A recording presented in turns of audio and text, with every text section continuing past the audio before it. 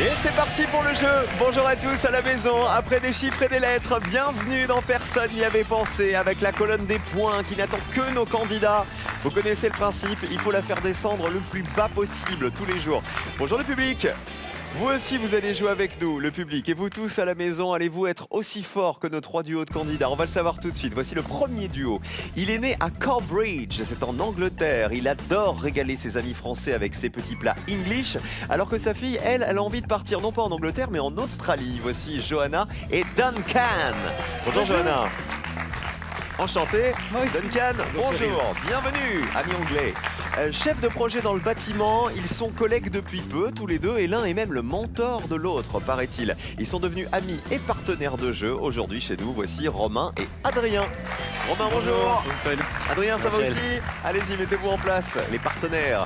Et enfin, nos journalistes parisiens, ce sont les champions. Ils reviennent pour la 4e fois et les spécialistes en médias et people. Et ça leur a permis hier de remporter la cagnotte. Voici Clara et Yann. Bonjour Clara. Bonjour. Tout coloré aujourd'hui. Exactement. Bonjour Yann. Ça va bien? Très bien. Ah bah tu m'étonnes que ça va bien. Au bout de la 3e finale, ça y est, ils ont trouvé une réponse à laquelle personne n'avait pensé. 2000 € dans la cagnotte. Pour nos amoureux parisiens, Yann et Clara, on espère qu'ils vont grimper ces 2000 € juste avant le week-end. Mais les autres sont prêts aussi. Romain, Adrien, les collègues et Duncan et sa fille Johanna. Voici la première manche de Personne n'y avait pensé, c'est l'aller-retour.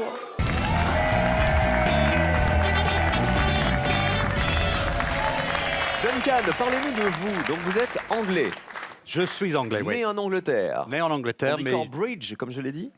Cambridge, tout à fait. C'est dans quel coin? À côté de Newcastle, dans le nord. Dans le nord de l'Angleterre, pas loin de l'Écosse. Cet accent, il est génial quand même, cet accent anglais. C'est ce qu'on me dit, oui. Moi, je trouve pas. Mais... Alors, il paraît que vous cuisinez très bien, je le disais lors de votre présentation. Qu'est-ce que vous pouvez nous faire comme petit plat typique anglais? Une de mes spécialités, ça s'appelle le crapaud dans le trou. Comme ça donne très envie. Oui, c'est ça. Mais vous mangez des cuisses de grenouille. Ah ben j'adore. Sauf que le crapaud, c'est pas du crapaud. D'accord. En fait, c'est des saucisses qu'on fait cuire dans une pâte à crêpes. Et donc, the crapaud dans le trou, c'est the frog in the wall, c'est ça? Toad in the hole. Toad in the hole. Ah oui, Oui. j'ai pas mis le hole où il Toad fallait. in the hole, voilà. Très bien, voilà, c'était le cours d'anglais gratuit, hein, messieurs, dames. Profitez-en bien. Je rappelle que vous ne pouvez pas vous concerter dans la première manche. Donc les deux collègues, là, Romain et Adrien, même chose pour vous. Vous allez pouvoir vous concerter une dernière fois après avoir découvert le thème. D'abord, on remet vos pupitres à zéro. Voici le premier thème du jour. On y va. Animaux. Alors concertez-vous une dernière fois. Vous savez qu'on va parler d'animaux. Choisissez qui joue en premier. Et mettez-vous en place maintenant. On parle d'animaux, voici la question. Nous allons jouer avec les races de chiens préférées des Français. À vous tous de me donner les races de chiens qui ont été les moins évidentes pour marquer le moins de points possible et décrocher le joker qui est mis en jeu dans la première manche. Yann, on commence avec vous. Je veux dire le Golden Retriever. Alors regardons le Golden Retriever. C'est une bonne réponse, c'est bien une race de chien. Allez. Allez.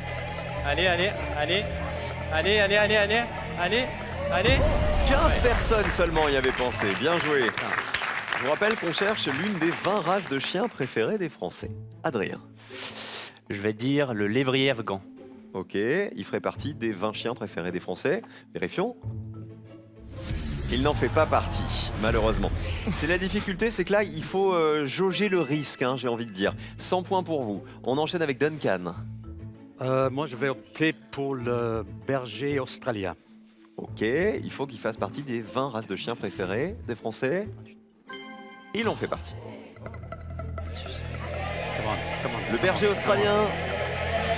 Peut-être que personne n'y avait pensé.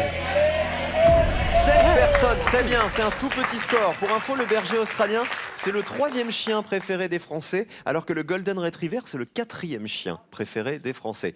Allez, on change de joueur, voici le retour. Golden Retriever, ça valait 15 points, berger australien 7 points, et il y avait une mauvaise réponse, c'était le lévrier afghan, qui valait donc 100 points. On commence par le plus petit score, c'est à vous Johanna. Je vais tenter le bulldog français. Oh, à mon avis, il y a des chances qu'il soit dans les 20 chiens préférés des Français. Regardons, le bulldog. Bonne réponse. C'est le 10e chien préféré des Français. Combien de personnes y avaient pensé? 21 personnes. Plus 21 points. Clara, à vous. Moi, je veux dire le dalmatien. Ah, le dalmatien. Est-ce qu'ils y ont pensé au dalmatien? Regardez. Alors, ils y ont peut-être pensé. Le problème, c'est que le dalmatien ne fait pas partie des 20 races de chiens préférées des Français, malheureusement. Vous passez à 115 points. Donc, Romain, il reprend un peu le sourire, là. Il se disait, avec mes 100 points, on est mal. Eh ben, pas tant que ça. Allez-y, Romain. Le berger des Pyrénées. Comme vous êtes à 100 et que les champions sont à 115, là, l'idée, c'est de me donner une réponse qui vaut moins de 15 points pour jouer avant eux dans la manche suivante. Vérifions. Aïe aïe aïe, mauvaise réponse, il ne fait pas partie des 20 races de chiens préférées des Français. Vous êtes donc à 200 points, regardez, le plus petit score est en vert. Ce sont les 28 points du père et sa fille, Duncan et Johanna, qui décrochent le joker des chiens. Les 20 races de chiens préférées des Français. Alors, envoyez les toutous, regardez les races qui avaient été les plus citées par les Français. Regardez, il y avait le berger allemand en tête, le labrador et le chihuahua. Ta-tan, ta-tan. Chihuahua. Alors à l'inverse, les moins cités. Je vous donne une info, il n'y avait aucune race à laquelle personne n'avait pensé. Le Beagle, le Cavalier King Charles, le Bouvier Bernois, le Canet Corso, voilà, on aurait accepté aussi chien de cour italien. Et alors, je vais demander à Duncan, qui parle anglais beaucoup mieux que moi, de me prononcer le dernier.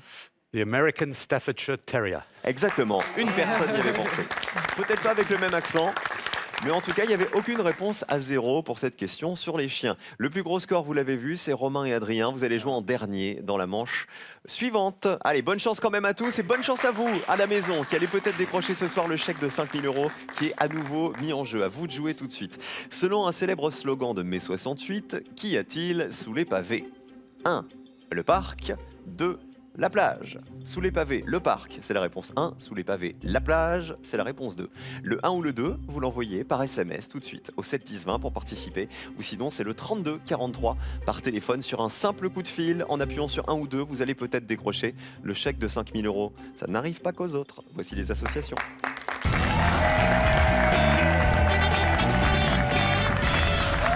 Ils s'en sont très bien sortis, Duncan et Johanna. C'était la difficulté pour le coup de cette question. La question sur les chiens, il fallait me donner une réponse qui n'est pas évidente, mais il fallait pas prendre un trop gros risque quand même. Hein. Parlez-nous un peu de vous, Adrien et Romain. Qui est le mentor de l'autre? Vous travaillez dans la même société tous les deux? Oui, Alors, exactement. Je pense que vous pouvez deviner, mais c'est Romain Laisse-moi qui... parler, c'est moi le mentor. Voilà, c'est moi le chef. Laisse-moi passer devant, s'il te plaît. Vous êtes dans quel domaine tous les deux? Dans le bâtiment. Ok, architecture aussi, hein, c'est ça? Oui. Chef de projet tous les deux? Oui. Donc qu'est-ce que vous construisez? Qu'est-ce que vous créez? Vas-y, tu peux parler. On fait de la conception de l'enveloppe du bâtiment. Je rêve, vas-y, tu peux parler. T'as l'autorisation. C'est le mentor. Allez, hein, je vous le dis. donc du bâtiment, vous dites? On conçoit l'enveloppe du bâtiment, donc les façades, les verrières, donc les tours à la défense par exemple. Les façades des tours à la défense, c'est notre bureau qui les conçoit. Il y a un peu de boulot quand même, hein? Ah oui. Il y a pas mal de boulot en ce moment. Parce que les tours de la Défense, il y a des étages. Il y a de la façade, Il y a de la comme on dit. façade. C'est pas de la façade du vendredi, tout ça. Alors, les amis, cette fois-ci, je vous rappelle que dans la manche des associations, je vais vous proposer un certain nombre de propositions. À vous de me donner les réponses qui vont en face. Il faut toujours me donner les réponses qui valent le plus petit score, parce que cette fois-ci, le binôme qui aura le plus de points sera éliminé. Vous avez le joker, Duncan et Johanna. Vous pouvez le jouer sur une question avec laquelle vous n'êtes pas à l'aise. À ce moment-là, on ne comptera pas vos points. Bonne chance à tous. Vous jouez avec nous à la maison. Premier thème. Histoire. Ah bah tiens, on commence. On n'aime pas l'histoire chez les Anglais. Allez, Duncan, vous allez répondre avec votre fille à cette question d'histoire, comme tous les autres. Mais les points ne compteront pas. Voici la question histoire. On joue avec les dates et les événements. Bah, tout est là, tout simplement. Je vous demande de, s'il vous plaît, compléter les phrases que vous allez voir apparaître et qui donc correspondent à des événements de l'histoire. Histoire récente, hein, parfois, regardez. Le 14 octobre 1985, Coluche créait. Le 21 décembre 1958, De Gaulle était élu.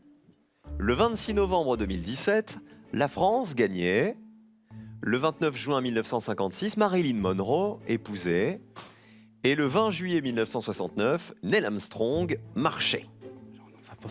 On commence? Duncan et Johanna, oui. Vas-y. Écoutez, je vais dire on va dire, pour le 29 juin 1956, Marilyn Monroe épousait Arthur Miller. Arthur Miller, est-ce une bonne réponse? Ah oui, très bien. Vous avez joué le joker. Il faut un 0. Ça descend. Est-ce que ça fait 0? 5 personnes seulement y avaient pensé. Vous restez à 0 puisque vous avez joué le joker. Dommage. Dommage de l'avoir joué sur cette première question. Hein. On s'était dit histoire. Ouais. 5 petits points. Alors c'est le troisième et dernier mari, Arthur Miller, de Marilyn Monroe, avec qui elle est restée mariée pendant 5 ans. Ça valait donc 5 points. Yann, Clara. On va tenter le 14 octobre 85, Coluche crée les Restos du Cœur. Ça vous paraît pas évident? Si, mais les autres aussi. Donc, regardons.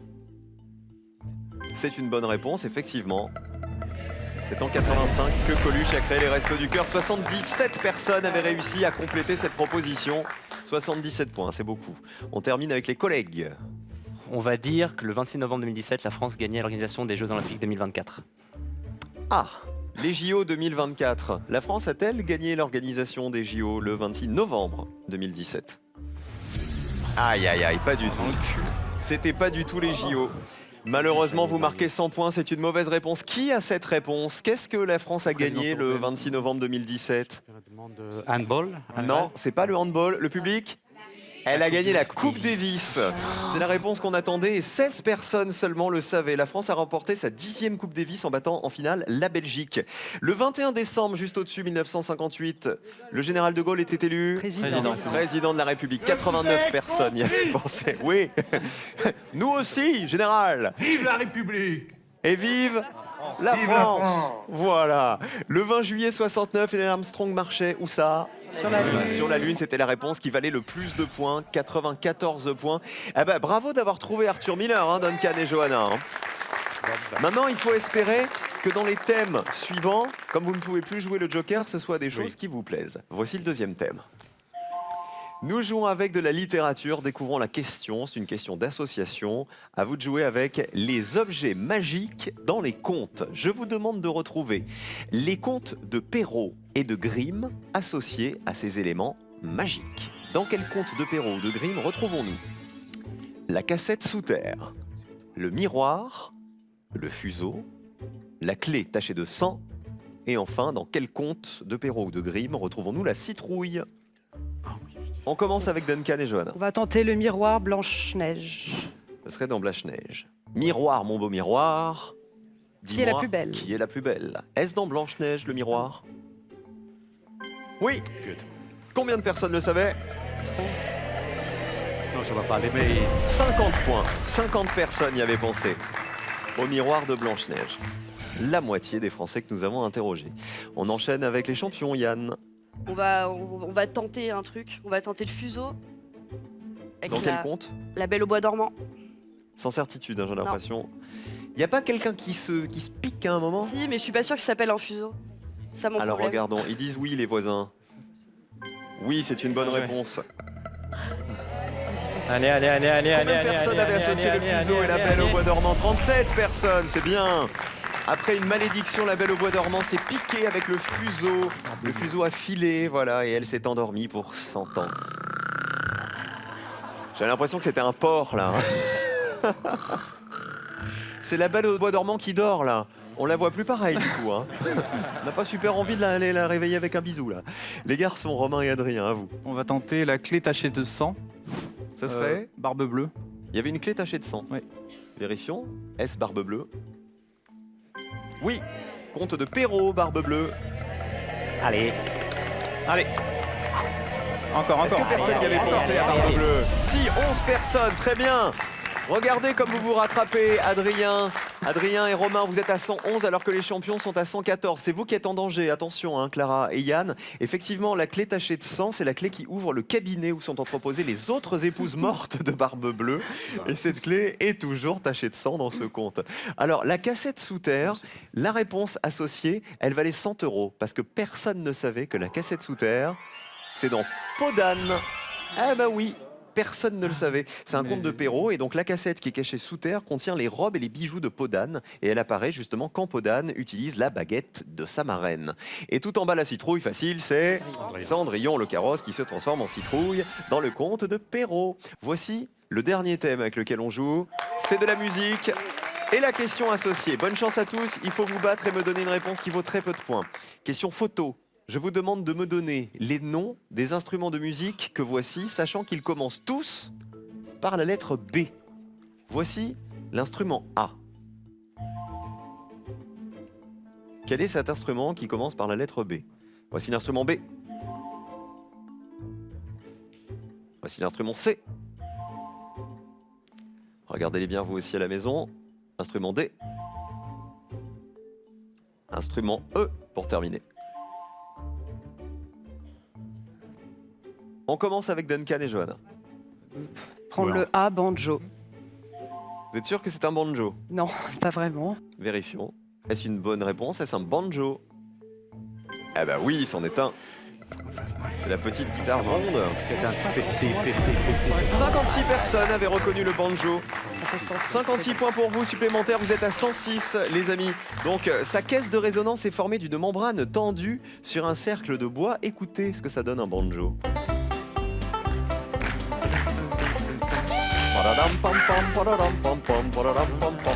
C'est Jesse James, c'est un bandit.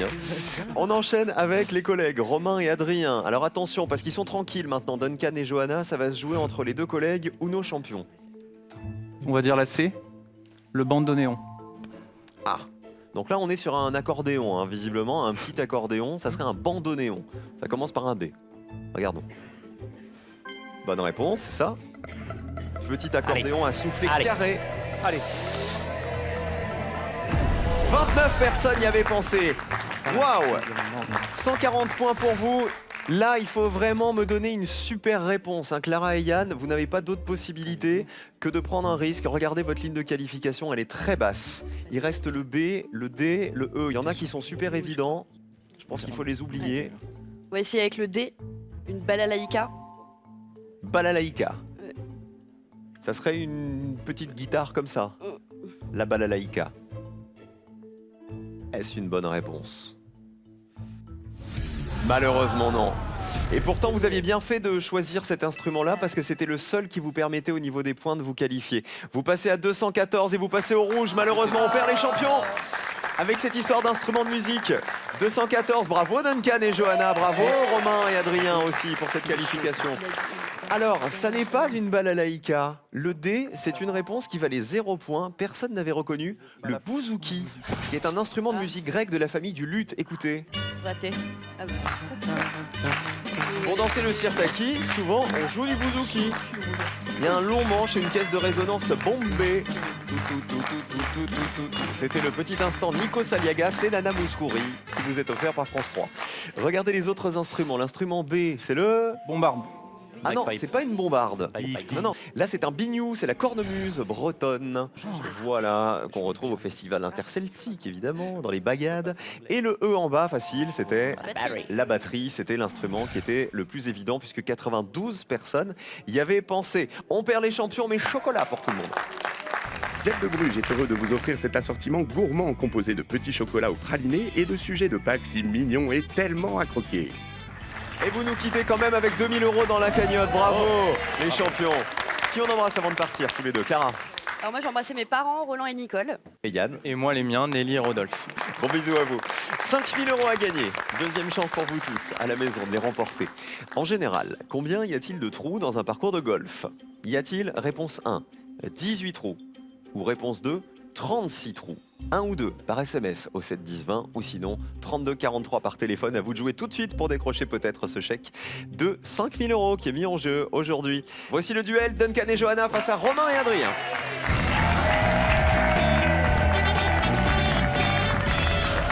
Qui va se qualifier pour la finale pour décrocher les 2000 €? Vous êtes les jaunes, Romain et Adrien, et les bleus, Duncan et Johanna. Est-ce qu'il y a un sujet que vraiment que vous maîtrisez par cœur, les garçons? Adrien, Romain? Ouais, le cinéma. D'accord. Je vous souhaite bonne chance, messieurs. Bonne chance à vous aussi, Duncan et Johanna. Je vous rappelle les règles du duel. Je vais vous poser une question, vous donner une liste de 5 réponses. À vous de retrouver celle qui a été la moins citée par les Français. Et attention au piège, il y a toujours une mauvaise réponse qui s'est glissée dans cette liste. 2 duels, c'est ce qu'il faut remporter pour aller en finale. Voici le premier. Bonne chance, tout le monde. Les informations données par le numéro de sécu. qu'on connaît a priori par cœur. Je vous demande de retrouver dans cette liste l'information qui est donnée par les chiffres de notre numéro de sécu et l'information qui a été la moins citée par les Français.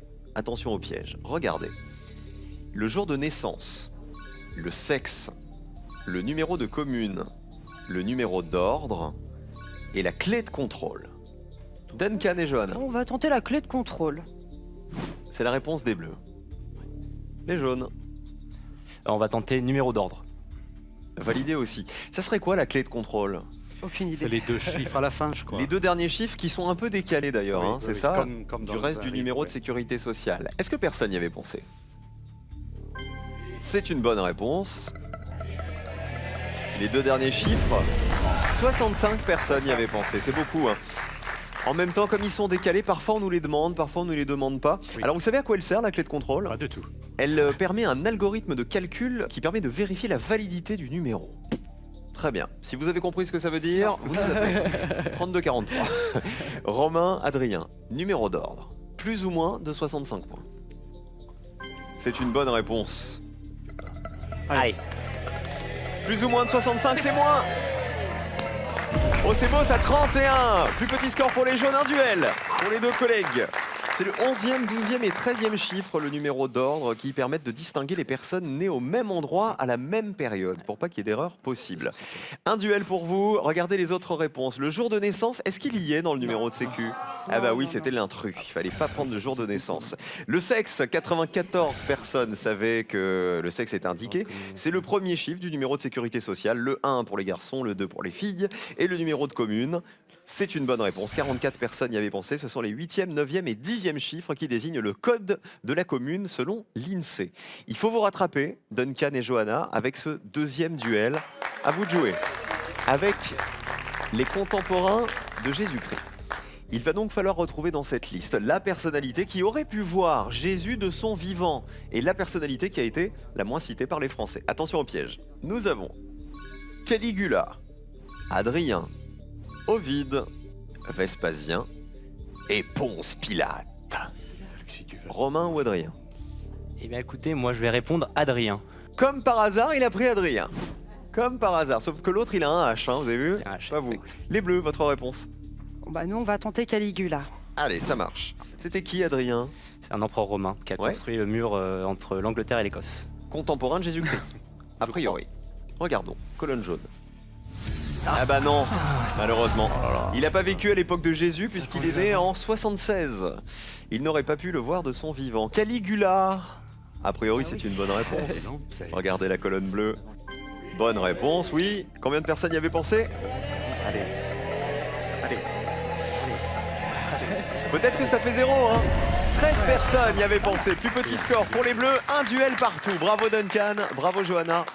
Regardons les autres réponses. Ovide, c'était une bonne réponse. C'est un poète latin qui a vécu d'environ moins 43 jusqu'à l'an 17. Donc il aurait pu côtoyer Jésus. Vespasien, en dessous 10 personnes y avaient pensé. C'est un empereur romain qui a vécu de l'an 9 après Jésus-Christ à 79. Et Ponce Pilate, bien sûr, évidemment, puisqu'il a été crucifié sous Ponce Pilate, préfet de Judée. Il est connu surtout donc pour le rôle que lui assignent les évangiles dans le procès de Jésus. Un duel partout, les jaunes, les bleus, il faut vous rattraper maintenant. Les jaunes, est-ce qu'il y a un cinéma, on sait que ça vous plairait, est-ce qu'il y a un autre thème qui vous plairait là, tout de suite? Musique. La musique, et vous les bleus? aussi Plutôt musique. quoi? Musique aussi. Est-ce qu'on joue avec de la musique pour cette dernière question? Ah bah Non. pas du tout. Les mots issus du russe, c'est du vocabulaire et c'est de la culture générale. Je vous demande de retrouver dans cette liste le mot qui vient du russe qui a été le moins cité par les Français. Attention au piège. Nous avons datcha, mammouth, astrakhan, képi et samovar tout en bas. La réponse des bleus. On va tenter Samovar. Réponse Sans des grande bleus. conviction. Pour les jaunes, On va dire mammouth. validé. Qu'est-ce que le samovar? Un... Bonne question. Vous savez pas. On vérifie? Peut-être un saumon russe. Regardez la colonne bleue. Bonne réponse. 48 personnes y avaient pensé, c'est beaucoup. Alors, un samovar, c'est une bouilloire, et ça vient du mot russe qui veut dire qui bout par soi-même. Mammouth, est-ce que ça vient du russe? Comment vous le sentez les jaunes là? Moyen. Moyen, moyen moins. Mammouth? C'est russe? Ah bah oui. Combien de personnes y avaient pensé? Tous jouent maintenant. Allez. Et c'est moins. Et c'est même beaucoup moins, regardez, 7 personnes seulement, 2 duels. Bravo les jaunes, c'est vous qui êtes en finale les collègues. Romain et Adrien vont tenter les 2000 € de la finale dans un instant. Regardons les autres réponses. Je sais pas ce que ça veut dire en russe, mammouth. Peut-être supermarché, sait-on jamais. La Dacha, tout en haut, c'est la maison de campagne russe. 67 personnes y avaient pensé. Alors, entre Képi et Astrakhan, à votre avis, quelle est la mauvaise réponse? Képi. C'est Képi, c'est pas du tout russe, c'est le diminutif de l'allemand Kappe, qui veut dire bonnet. Et Astrakhan, c'est un nom emprunté à la ville russe d'Astrakhan, située sur la mer Caspienne. Ah ben, on applaudit quand même nos bleus, hein, Duncan et Johanna qui nous quittent. Et qui nous ont pourtant épatés lors des précédentes manches. Qui on embrasse avant de partir tous les deux? Moi, j'embrasse mon épouse Véronique et Rebecca et Émilie. Et Johanna? Et moi, mes amis Max, Malou et Thibaut. Ah bah, c'était un plaisir de jouer avec vous et ce petit accent nous a fait un bien fou. Merci Duncan d'avoir joué avec nous. Merci à vous. Hey, present, gift for you. Oh, thank you very Now. much. Yes. Bon d'achat. Pearl vous offre un bon d'achat d'une valeur de 150 € pour vous offrir par exemple une tablette ou un téléphone sur son site pearl.fr. Pearl, au cœur de l'innovation. En finale aujourd'hui, le mentor et son élève, l'élève et son maître vont-ils décrocher grâce à leur complémentarité les 2000 € de la finale? La réponse après ça. Je vous rappelle que 5000 € sont toujours à gagner en répondant à cette question. Quelle est la langue officielle du Brésil? Réponse 1, l'italien. Réponse 2, le portugais. Tout de suite, envoyez 1 ou 2 par SMS au 7 10 20 ou téléphonez au 32 43. Bonne chance.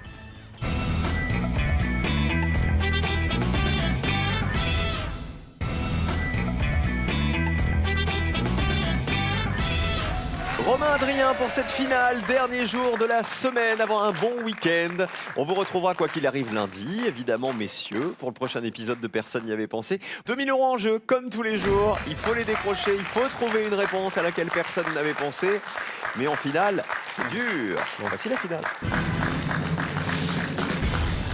Vous avez le choix messieurs entre 2 questions. Premier thème, les pays exportateurs de café. Deuxième thème, les joueuses de tennis. Numéro 1 mondial. Les joueuses de tennis. Joueuse de tennis, c'est plus à l'aise. Ouais, je suis plus à l'aise, et toi? Moi, je suis pas spécialement à l'aise, mais partir sur joueuse de tennis, ouais. Allons-y. Il n'est pas spécialement à l'aise, mais comme vous êtes le patron, il vous suit. Hein. Vous avez compris? Les yeux fermés.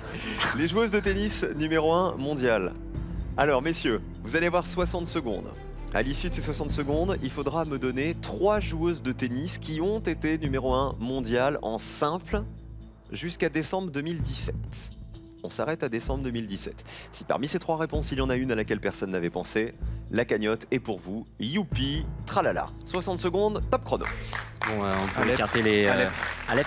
Ouais, Alep. Ouais, tu me donnes tous les compliqués Alep. que tu connais, et puis moi je te dirai si je les connais. Justine Hénin, Justine Hénin, ouais, Ouais. ok. Kim Clijsters. Kim C'est Clijsters, trop ah oui, la récent, belge. peut-être. Ouais, non, mais Une vieille. elle est restée combien? 2 ans, numéro Ouais. 1. Parce que moi, si tu veux, j'avais les sœurs Williams, Steffi Graf et Ouais. compagnie, donc 40 secondes. Ok, on dit Alep, donc Alep, c'est sûr. Justine Hénin, Et Wozniacki, je crois. Non, ou l'Australienne, là. l'Australienne.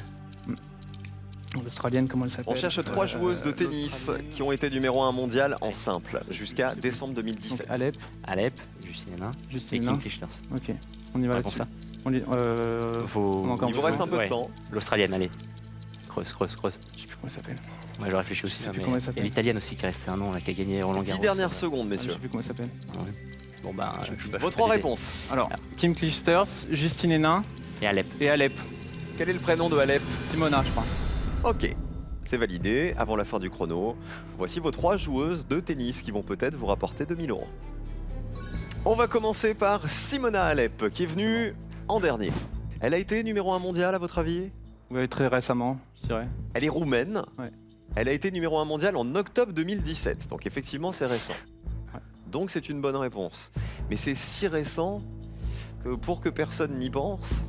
Ah, Regardez. Bonne réponse donc. Et Simona Alep. Combien de Allez. personnes y avaient pensé? pas mal déjà. Allez. Allez. Oh, c'est beau ça! 2 personnes y avaient pensé. Vous êtes seuls tous les deux face à 100 Français. Dans les 100 Français, il y a forcément des fans de tennis, forcément des fans de sport. Justine Hénin, c'est votre deuxième possibilité de réponse. Justine Hénin qui commente Roland-Garros pour France Télévisions depuis 2 saisons, si je dis pas de bêtises. Elle est belge, Justine Hénin. Est-ce que vous êtes sûr qu'elle a été numéro 1? Oui. Vérifions avec la colonne. Si la colonne est verte, c'est bien qu'elle l'a été. Oui, elle l'a été en 2003 et en 2007, Justine Hénin. 10-15 ans. Combien de personnes y avaient pensé? Allez. Ouais, c'est Allez. bon, je pense. Descends, encore. Si ça fait 0, c'est gagné. 3 personnes, un peu plus. Elle l'a été à plusieurs reprises, entre 2003 et 2007. Alors, vous l'avez cité dans les premières, Kim Clijsters. Comment vous le prononcez? Kim Clijsters. Clijsters. Kim Clijsters. Clijsters. A-t-elle été numéro 1 mondial? Je pense que oui. Ok. Est-ce que personne n'y avait pensé? Je pense que non. Regardez. Kim Clijsters.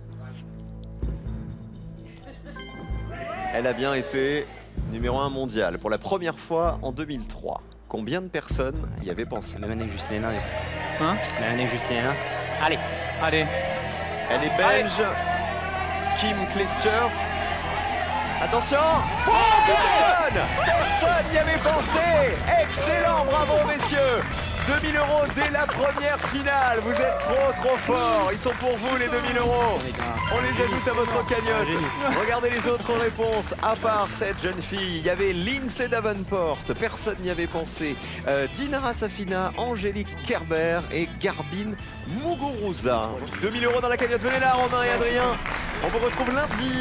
Dans Personne n'y avait pensé après un bon week-end. Et nous, on se retrouve tout de suite pour le dernier slam de la semaine. Ne bougez pas, on revient après ça dans 5 minutes. A tout de suite.